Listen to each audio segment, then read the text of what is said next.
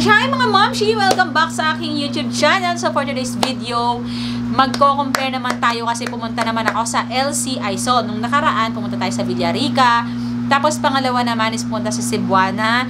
Ngayon naman mga momshi, LC Aizon naman yung pinuntahan ko para subukang ipa-appraise itong hindi natanggap at hindi tinanggap sa isang pawn shop. So same pa rin mga momshi ang ating pina-appraise, yung bracelet at saka yung kwintas na dalawa. Wait lang yung anuhin ko lang yung bracelet. Ayun, sa mga hindi nakaalam mga mamshi, ito yung mga pina-appraise ko sa dalawang pawn shop mga mamshi. Meron tayo ditong infinity and paperclip na kwintas. Ayan siya. Ito ay 1.6 grams. Again, tapos meron tayo ditong meron tayong bracelet. Ito naman mga mamshi, yung pangalawang kwintas na pina-appraise ko sa LC Aizon. Same pa rin, yung tao ko na kwintas. Ayan, tao ko kwintas and pendant siya na buo. Ito nga yung mga same na item na ipina-appraise ko. Nasa na tayo kanina? Nasa heart na ano na tayo, necklace. Itong heart necklace mga mamshi is 1.7 grams. Pina-appraise ko din yan and napa-appraise ko naman. Doon na nga tayo sa LC Aizon dito sa may Lower Bikutan. And dito yung aking result. So dito ni Sir isinulat yung kanyang appraise doon sa akin. So medyo may malaki ang diferensya niya mga mamshi, no? Etong aking kwintas na infinity is LC Aizon. Hindi ko alam kung meron sa inyo sa lugar ninyo kung LC Aizon pero nakikita-kita ko na medyo malawak din yung network nila. Tapos nagbibenta rin sila ng mga bago na item bukod sa parang sanla at saka hindi ko alam kung nagsusubasta sila mga mamshi kasi wala akong nakitang subasta. Parang puro item na brand new yung nakikita ko doon and medyo mahal din. So ito yung una mga mamshi na item na pina-appraise ko, 1.6 ito, nasa 4,000 pesos. So, kung napanood yung nakaraan ko sa Cebuana, yung 1.6 ko, ito is nasa 4,600. So, ang diferensya niya, mga mamshi, is 600 pesos. Sa LC Aizon, mga mamshi, ito ay 4,000 pesos. Nagagalaw ng aking karamelita ang aking tripod. So, sa LC Aizon, mga mamshi, 1.6, ang sanla niya is 4,000 pesos. So, 4,000 pesos divided by 1.6 natin. 4,000 pesos divided by 1.6 equals 2,500 pesos ang sanla. So, tatalakayin natin yan mga mamshi sa susunod na mga video kasi sobrang nag-enjoy ako dito sa arte! Sobrang nag-enjoy ako dito sa mga ginagawa ko mga mamshi. So, kahit ang init pupunta talaga ako ng pawn shop dahil lang dun sa hindi tinanggap yung aking dun sa kabilang pawn shop. So, ito na. Yung next naman mga mamshi na kwintas is itong heart na kwintas. Same lang lahat ng aking ipapa-appraise. Tapos titignan natin kung ano yung pinakamataas at pinakamababa. So, ito naman is 1.7 grams mga mamshi. Ito ay nagkakahalaga ng 4,200 pesos. So, malaki ang diferensya niya, So, ganun, 4,200 pesos. Tingnan natin kung same pa rin. 4,200 pesos divided by 1.7 is equals to, ang sanla naman niya, kung di-divide mo siya, hatiin mo siya, mas bumaba. Hindi siya consistent. 2,470 pesos ang per gram. Ngayon, dito naman tayo sa ating bracelet na in-appraise. Ito yung link bracelet na 1.7 grams din. So, ito yun siya. So, 4,200 pesos din yung kanyang appraise sa kanya. So, all in all, kung isasanla natin to sa LC Aizon pawn shop is nasa 42 is equal to 12,400 pesos. So, ang laki ng diferensya nila mga mamshi. So, ang gusto ko lang talagang sabihin is ito ay tinanggap din, lahat inappraise din sa LC Aison Pawn Shop.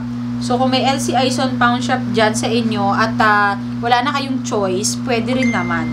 Medyo mababa nga lang ang kanilang appraise, no? So, ayun lang, mga mamshi, ang aking dama. Dama for today's videos. Next natin ipapa-appraise, mga mamshi. Sa Palawan Pawn Shop naman tayo pupunta. At hindi ko pa to, bukas na bukas pupunta ako doon. At hindi ko pa to napapa-appraise sa Palawan Pawn Shop kung magkano itechiwa. So, ayun lang. So, ayun. Kasi ito, mams, ay alam ko na kung magkano. Ito na lang talaga, tatanungin natin to kung magkano. Kasi, minsan siguro, parang iba-iba sila eh. Kasi ito, 1.7 din. So, ibig sabihin, nasasanla ko to ng 5.1. So, ito kasi 1.6. So, teka lang, titignan natin, baka pwede na natin tong ano. Kasi, pero hindi, nagtaas kasi yung gold ngayon eh. 1.51 divided by 1.7. Malaki. Malaki yung ano sa kanila. Malaking diferensya talaga, no? So, ayun lang mga mamshi, ang ating ano, yung ating dama for today's video. So, all, tinanggap siya sa LC Aison, mga mamshi. So, legit gold, in appraise. Ito yung kanyang, ano, ayan o, nakalagay, LC Aison. So, ayun lang mga mamshi, ang aking dama. Mainit, sobrang init. So, gusto ko naman, mga mamshi, is magpapa-appraise ako. Kasi ito nasa 1.7, diba, 1.6. Tatry natin magpa-appraise pag may bumili sa akin ng 2 grams pataas. Ganon. Ngayon kasi walang mga ano yung Palawan, wala silang display, kaya hindi ko makikita yung mga ano. Kasi parang nagre-repricing yata sila. Ganon yung sabi sa akin ni ma'am. Kasi syempre tumaas ang gold, diba? Kasi gold is gold, mga mamshi. Kahit na subasta yan, gold pa rin yan.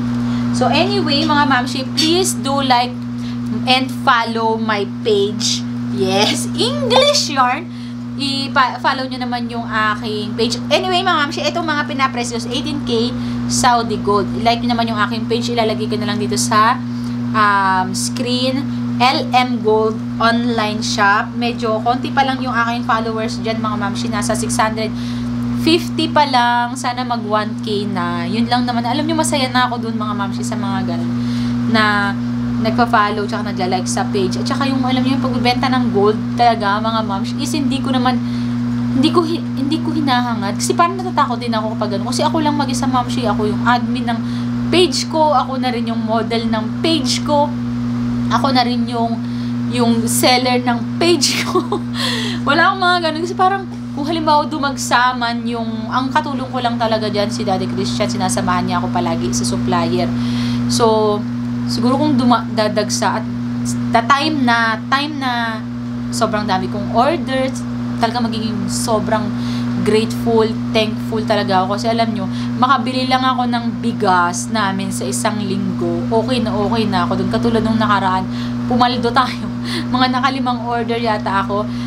Nakabili ako ng isang sakong bigas. I have sakong bigas kasi 25 kilo. Nakabili ako nun. Kaya yung sobrang saya ko nun, mga mamshi. Mag-isang buwan na yun sa amin. Sobrang saya ko talaga. Ngayon mauubos na ngayong May. Parating na May, nakikita ko, wala na siya. Kaya, sobrang kahit talaga ako. Kasi, kahit yun lang yung maibigay ko. Alam mo yung may ambag ko kay Christian. Kahit yun lang, may ambag ko.